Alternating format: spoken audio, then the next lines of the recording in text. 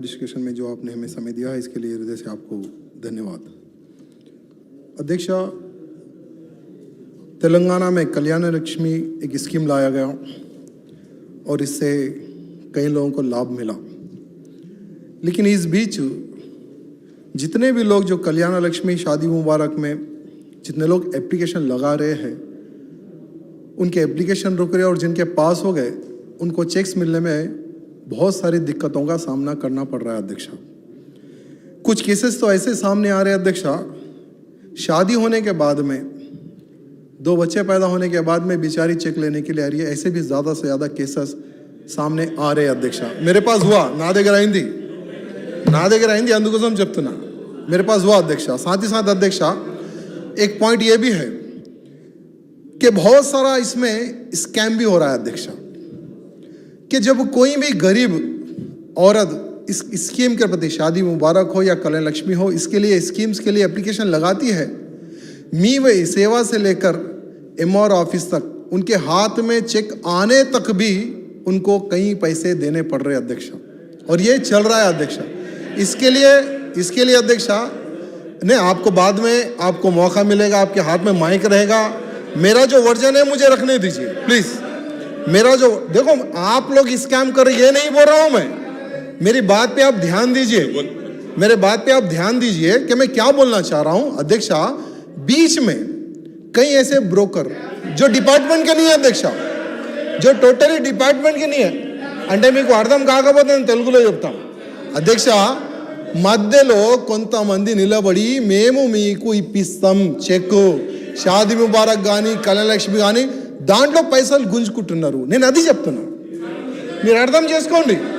మా దగ్గర జరుగుతుంది, మీ ఎమ్మెల్యేస్తో అడగండి జరుగుతుందా లేదా అని, మీ ఎమ్మెల్యేస్తో అడగండి, ఎక్కువ శాతం జరుగుతుంది అధ్యక్ష।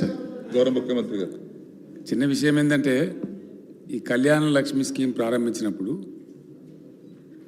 నాకే రిపోర్ట్ వచ్చింది, కొంతమంది అక్కడక్కడ లంచాలు తీసుకుంటున్నారు। అప్పుడు 51,000 ఉండే అధ్యక్ష। నాకు దగ్గర మిత్రుడు ఒక ఆయన, ఆ ఇంట్లో ఒక సర్వెంట్ పనిచేస్తారు, ఒక లంబాడి పిల్లవాడు। పెళ్ళి అయింది, ఎంత ఇచ్చింది అంటే 51,000 ఇచ్చారు, కానీ నాకు 40,000 ఇచ్చింది సార్, 11,000 పట్టుకుని చెప్పి ఆయన వచ్చి నాకు చెప్పింది, నాకు ఇంత మంచి పథకం ఇది ఇట్లా జరుగుతుందంటే నేను లెజిస్లేచర్ పార్టీ మీటింగ్ పిలిచి ఇది నిజమేనా అంటే కొంతవరకు మేము కూడా వింటున్నాం సార్, బాధ అవుతుందని కొంతమంది ఎమ్మెల్యేలు మా వాళ్ళు కూడా చెప్పారు। మరి ఎట్టా దీనికంటే ఎమ్మెల్యే గారు సూపర్వైజన్లో పెడితే డెఫినెట్గా భయం ఉంటుంది, భక్తి ఉంటుంది, చెక్ కూడా ఎమ్మెల్యే గారితో ఇప్పించినట్టయితే శాంక్షన్ కూడా ఎమ్మెల్యే సంతకం పెట్టింది రాదు అధ్యక్ష, కరెక్ట్ అదేనండి? ఎమ్మెల్యే గారు సంతకం అంటే అప్పుడు ఏంటంటే ఎమ్మెల్యే గారికి నెట్వర్క్ ఉంటుంది అధ్యక్ష। ఎమ్మెల్యే గారికి పిల్లల కోళ్ళగా పొద్దున్న లేస్తే ప్రతి గ్రామం, ప్రతి సర్పంచ్, ప్రతి బూట్లో సంబంధం ఉంటుంది ఎమ్మెల్యే గారికి। ఒక సెకండ్లో ఫోన్ చేసి ఏమి కరెక్ట్ అనేది ఏమైనా ఆయనకు డౌట్ వస్తే ఒకవేళ చేయగలుగుతాడు। ఇంతకు మించిన చెక్ అయితే మన దగ్గర లేదు అధ్యక్ష। నేను రాజాసింగ్ గారికి నా విజ్ఞప్తి ఏంటంటే, మీరే ఎమ్మెల్యే, మీకు సర్వాధికారాలని దాంట్లో అట్లా జరుగుతుందంటే గవర్నమెంట్ కంటే మీకే ఎక్కువ దాన్ని అవమానం ఒక రకంగా చెప్పానంటే, అట్లా జరగనీయద్దు అంటే మీరంటే అక్కడ భయం లేదని అర్థమవుతుంది ఇప్పుడు। కాబట్టి మీరు అందుకే ఎమ్మెల్యేలు అందరూ గడబడి చేస్తారు, అది సీఎం ఏమైనా అనుకుని తీసేయగలరని వాళ్ళు భయపడతారు। అట్లా లేదు, వాస్తవంగా ఎమ్మెల్యేల ఆధ్వర్యంలోకి వచ్చిన తర్వాత ఈ రోజు వరకు ఫస్ట్ టైం వింటున్నా నేను మీరు చెప్పేది, ఎక్కడి నుంచి కూడా షికాయత్ అయితే రాలేదు అధ్యక్ష। చెప్పారు కాబట్టి చీఫ్ సెక్రటరీ గారు కూడా వింటున్నారు వారు చెప్పే మాటలు, ఫైనాన్స్ సెక్రటరీ గారు కూడా వింటున్నారు। దాన్ని 100% అటువంటి తప్పు జరిగితే మాట తప్పకుండా తొలగిస్తాం, అటువంటి నివారణ కూడా లేకుండా చేస్తాం, డిలే కూడా లేకుండా చేస్తామని వారికి చెప్తాం। నాంపల్లి కానీ ఆసిఫ్ నగర్ కానీ ఆ MR ఆఫీస్ కాడ మీరు దృష్టి పెట్టండి అధ్యక్ష, మీకే అర్థమైపోతుంది జరుగుతుంది, అందుకోసం మీ దృష్టికి తీసుకుని రావాలి, ఆ ఉద్దేశంతోనే నేను చెప్పిన, మిగతా నాకు ఏం ఉద్దేశం లేదు అధ్యక్ష। అధ్యక్ష, BC वेलफेयर हमारे तेलंगाना में कितने हद तक काम कर रहा है अध्यक्ष, आज जनता को बताने की आवश्यकता। कई लोगों अध्यक्ष जैसे लोन के लिए एप्लीकेशन लगाते हैं उनको भी कई कठिनाइयों का सामना करना पड़ रहा है अध्यक्ष। वैसे ही MBC को आइडेंटिफाई किया था अध्यक्ष, उनको कितना फंड दिया गया? इससे पहले उनको 500 करोड़ रुपए फंड दिया गया था, उसके बाद में उसको रोक दिया गया। एमबीसी की लिस्ट भी आइडेंटिफाई करे थे, फिर उसका क्या हुआ ये भी अभी तक पता नहीं अध्यक्षा। उसी अनुसार से अध्यक्षा बीसी फेडरेशन का भी क्या हुआ, आज मुझे पता नहीं तो जनता को क्या पता होगा, ये भी बताने की आज आवश्यकता है अध्यक्षा। SC ST कॉरपोरेशन सब्सिडी देने में भी देरी हो रही है अध्यक्षा। इसका क्या रीज़न है ये बताने की ज़रूरत है। 1 साल लग रहे हैं, 2 साल लग रहे हैं अध्यक्षा सब्सिडी आने में। SC ST BC का वेलफेयर भी नहीं हो रहा अध्यक्षा, बहुत जगहों पर कठिनाई हो रही है अध्यक्षा। उसी प्रकार से 2 BHK अध्यक्षा, हर विधानसभा में 2 BHK हाउसेस बन रहे हैं और कई विधानसभाओं में 2 BHK बन रहे हैं लेकिन इनकम्प्लीट है अध्यक्षा।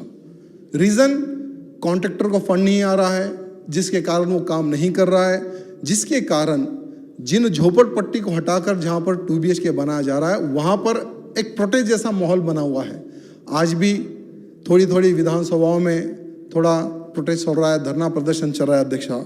उसी के अनुसार अध्यक्षा जैसे यही 2 BHK की अगर हम बात करें तो बहुत सारे अध्यक्षा कि आप 12 लाख रुपए दिलाइए दीजिए हम आपको रूम दिलाएंगे, आप 15 लाख रुपए दिलाइए हम आपको हाउसेस दिलाएंगे। ऐसे भी बहुत सारे ब्रोकरों का निर्माण हो गया अध्यक्षा।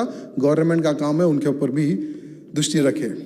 साथ ही साथ अध्यक्षा मैं सरकार से कुछ पूछना चाहूँगा।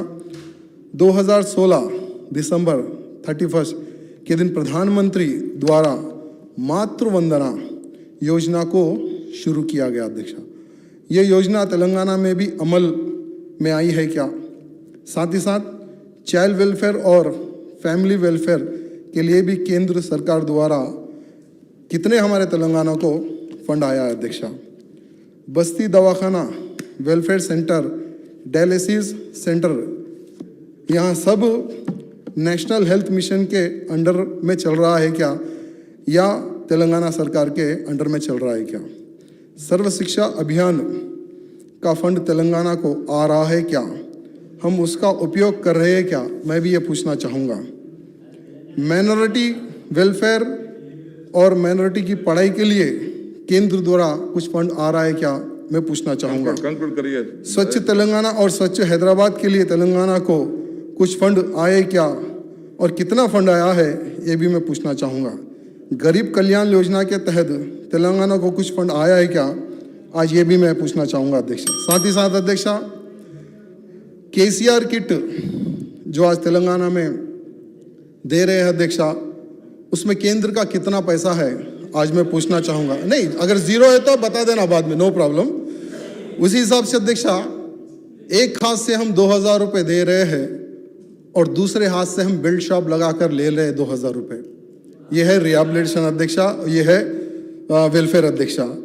6 महीने में हमारे तेलंगाना के एक्साइज ने 36,000 करोड़ अबों तक ने हमने हमारे प्रॉफिट कमाया अध्यक्षा। ये तेलंगाना का वेलफेयर है अध्यक्षा। वैसे ही अध्यक्षा में हमारे मुख्यमंत्री जी उपस्थित है, जोर से बात अगर हम करें, अगर मुख्यमंत्री जी सुनते हैं तो हम भी जोर से बात कर सकते हैं अध्यक्षा।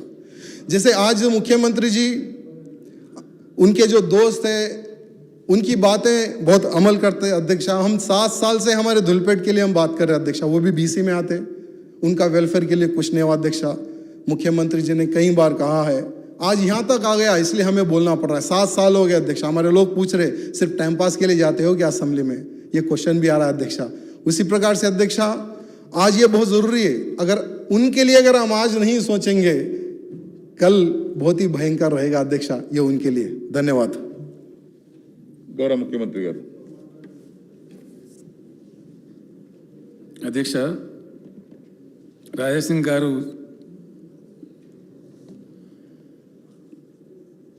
నిన్ననే నాకు ఛాంబర్లో కలిసినారు అధ్యక్ష. కలిస్తే నేనే మాట్లాడి చెప్పిన, వారు కలిసినప్పుడు DGP గారు కూడా ఉండ్రి, చీఫ్ సెక్రటరీ గారు ఉండ్రి, ఇన్సిడెంటల్లీ ఇది తప్పకుండా ఏదైనా ఆలోచన చెయ్యాలి గుల్పేట విషయంలో అని చెప్పినాం అధ్యక్ష. త్వరలోపలే నాకు తెలిసి సమగ్ర కార్యాచరణ, అక్కడున్న ఆ సోషల్ స్టిగ్మా మనకు మంచిది కాదు.